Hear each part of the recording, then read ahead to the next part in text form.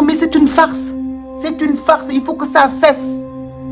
Et maintenant, on dit aux gens qu'on va terroriser les gens, on va donner des problèmes de conscience. Quand il y a des choses qui se passent comme ça, on dit aux gens oui,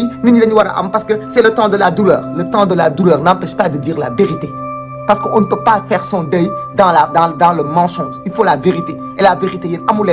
vous ne la sortez jamais, la vérité. L'histoire de Linguère, l'hôpital de Linguère, ça a fini comment? Qui est coupable? Qui est coupable? Qui a fauté? On fait sauter le directeur. C'est tout, on fait sauter le directeur. La dernière fois, à Soussorna, on fait sauter le directeur, on arrête les sages-femmes. Après, on les condamne, après, on les libère. Il n'y a pas de fautif. Il n'y a pas de responsabilité. Et vous ne voulez pas que les gens vous se révoltent? Li ngeen di def moo waral xale yi di révolté wu. Li ngeen di def moo waral violence bi di yokku.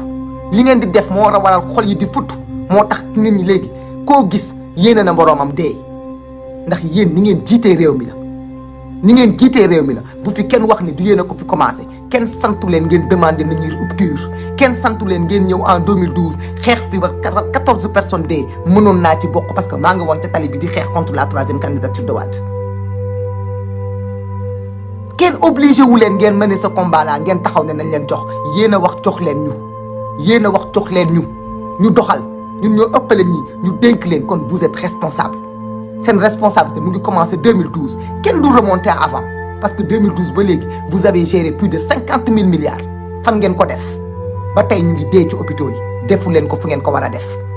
loolu moy dëgg bu leen ñu fat suñu xol mën ta futtu ba paré ngeen ne duñu wax lu ñu naqari loolu mënul exister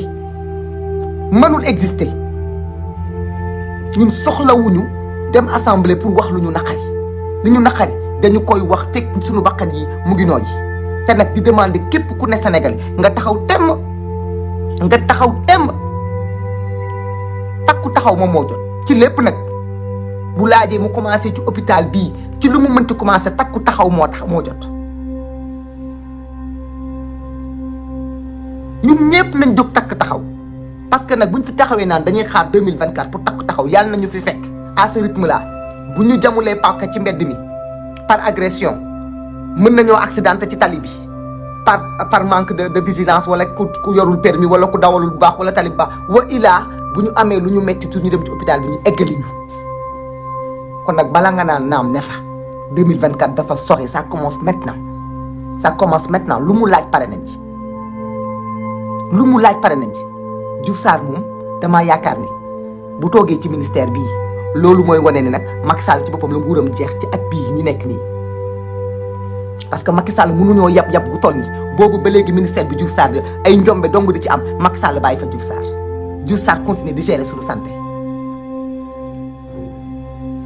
mais di loolu mënta nekk loolu nag sénégalais yi laa ciy invité na ñëpp jóg takku taxaw Diouf Sarr moom daf ñuy abal pas pour sa personne ou pour son nom amuñu problème ak moom mais il faut avoir quand même la décence de bouger quand tu es devant les gens et que mënoo doxal mais sonn nañu ci yow doxaloo mënoo y a toujours des problèmes amul responsabilité mais au moins abal ñu bu keneen ñëwee bu problème bi réglé wul mais au moins bàyyil keneen kooku mu ñëw yow va à autre chose wala boo pertee ministère de la santé da ngay dee ta vie ne se résume pas à ce ministère tu as autre chose à faire demal defi leneen suñu santé la ñuy wax nga dindi ci sa loxo kenn yéenewu la leneen kenn soxorewu la leneen demal ñu dugal la ci beneen ministère suñu yoon nekku ci mais génnal ci suñu santé ngir laay wala sóori génnal ci suñu santé bu fekkente ne am na loo sëq ak Macky Sall wala am na lu mu ragal ci politique ba mënu laa dindi yow au moins amal kerse Sénégalais yi doy leen nañu ci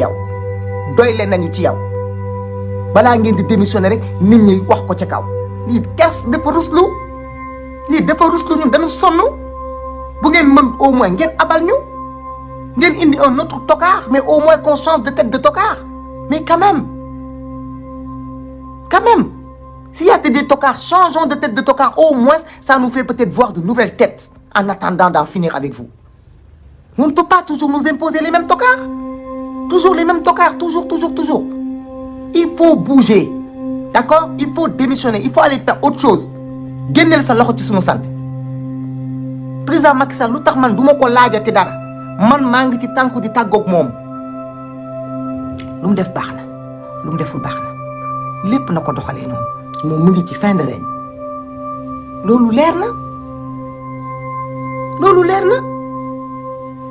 dafa war a changer Diouf Sarr bu amoon jom Macky Sall bu amoon jom am gis-gis du changer kenn boppam lay changer du dàq kenn boppam lay dàq moom moo fiy jóge ndaxte mënoo ne ci réew ay njombe kese di am nga gérer des milliards hôpitaux yi nit ñi di ci dee comme ça pour négligence personnel matul matériel matul amul équipement bu doy amul hôpitaux yu doy nit ñi di dang-dangi di daj lu ne di jóge dëkk ba dëkk pour dem di faju ji yow ngay defar ay BRT yow ngay defar ay terre yow ngay defar ay corniche aménagé yow boo amoon jom wala nga am tuuti looy daw ngay looy rus yow yaay démissionné doo dàq kenn donc yow waxuma sa wax j'ai un peu plus espoir à Diouf Sarr qu'en Macky Sall quand je parle de démission Macky moom ni ko fi dugalee rek noonu lay génnee man loolu laa gëm biñ ko fiy dugal xeex bu metti bu tar ay bakkan faatu ñu génne ñu dugal ko noonu la duggee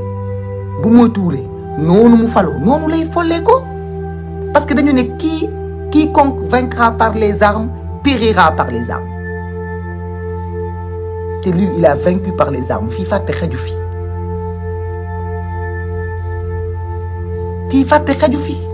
oui Junior Ibrahim une brave dame Eva Marie Coll Seck parce qu'elle n'est pas politique elle n'a pas de base politique on l'a virée et pourtant elle a fait des réformes elle avait fait des choses et suñ ko fi bàyyi woon ba tey avancé na mais au-delà de combattre les femmes on combat les compétentes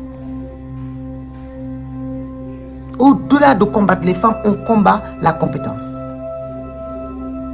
léegi ñu tegal ñu des gens yoo xam ni parce que il y a des considérations politiques oui suñ ko dàqee par rapport ak comment dirais-je Yoff on va perdre peut-être Yoff on va perdre Dakar donc tout ça c'est politique seen président politisé réew mi ba mu yàqu ku wax ngeen ne day politique ñun bu ñu neexee ñu politique ñoo tey kenn dafa mën a politique ba raw Macky Sall ku politique ba politique administration conseil constitutionnel armée police gendarmerie tribunal maintenant les hôpitaux lépp ngay politiser ku mu neex nga politique parce que kenn du politique ba raw ki ñu jiit réew mi fii ku fi politique rek yow bébé nga par rapport ak Macky Sall ndax moom politique dans tout à l'excès overdose de politique. Oui Adja Bara ils doivent être traduits à la CPI parce que c'est une enquête du mujj fenn. Ils vont te dire on a ouvert une enquête puis dans quelques temps ils vont trouver des boucs émissaires des petits gars directeurs nangam ils vont les prendre les limoger ñoom ñu toog fi ñu toog ñoom daal fi ñu toog ñoom kese ñoo fa war a toog kenn mënu fa toog ku dul ñoom. tu as l'impression que ils sont assis sur un scandale ils ont fait des magouilles moo tax bëgguñu bouger ci seen poste yi. Diouf Sarr looy ragal lan nga def ci ministère de la santé bi ci Covid bi lu tax bëggoo démissionner yan placard yan kafaar nga am dans tes placards. lu tax mënoo ñu abal lan ngay nëbb lan nga bañ nit ki remplacer la ñëw fekk ko fa avant seen départ de 2024 s'il y a quoi parce que quand même un être humain bu am dignité mënoo nekk ci benn poste de responsabilité tu n'avances pas tu échoues il y a toujours des problèmes et tu bouges pas c'est parce que tu gardes quelque chose tu protèges quelque chose am na looy nëbb lan la ñun nag duñ fi nekk duñ fi nekk di xëy di liggéey daan suñu doole yor suñu ay doom bu ñu xëyee di jàngi ñu ragal est-ce que kenn jamu leen tout le temps ñu nekk fi peut-être on va se faire agresser dans la rue peut-être si peut-être ça et vous nous demandez de nous taire ñoo noppiwul ne serait-ce que la thérapie de la parole il faut refuser de vous taire parce que se taire c'est être complice prenez la parole indignez-vous parce que nag cette histoire de dire que tout est ndogalu yàlla là ça faut arrêter ça. Ça faut arrêter ça tout de suite. Ça faut arrêter ça tout de suite. Yàlla li muy def mu ngi koy def yàlla tegu leen fi ñun ñoo leen fi teg ñoo leen fal bu nekkoon ndogalu yàlla kese du ngeen ñu jiite ndaxte yàlla toujours li gën lay jël di ko teg mais ñun ñooy bëgg suñu borom di fekk suñu si. bu loolu weesoo tey sénégalais yi le minimum qui leur reste c'est de ne pas être insensible dëkk bi metti na chaque jour ak son lot de problème parce que démb nit moo rey nit par cupidité ñu bëgg ko jël retourner ko contre les femmes non jabaram moo ko doon teg pression cupidité parce que société bi moo toll noonu lu tax société bi toll noonu ba koo gis mu bëgg a yore sol costume koo gis mu bëgg a def dundu m'as-tu vu parce que dafa am ay njiit yu ko won dafa am ay njiit yu taxawaay boobu dafa am ay njiit yoo xamante ne ñoom ñoo jël dëkk bi depuis des décennies wane ni pour nga dund pour nga réussir il faut nga egg ci benn niveau bi parce que ñoom dañuy egg ci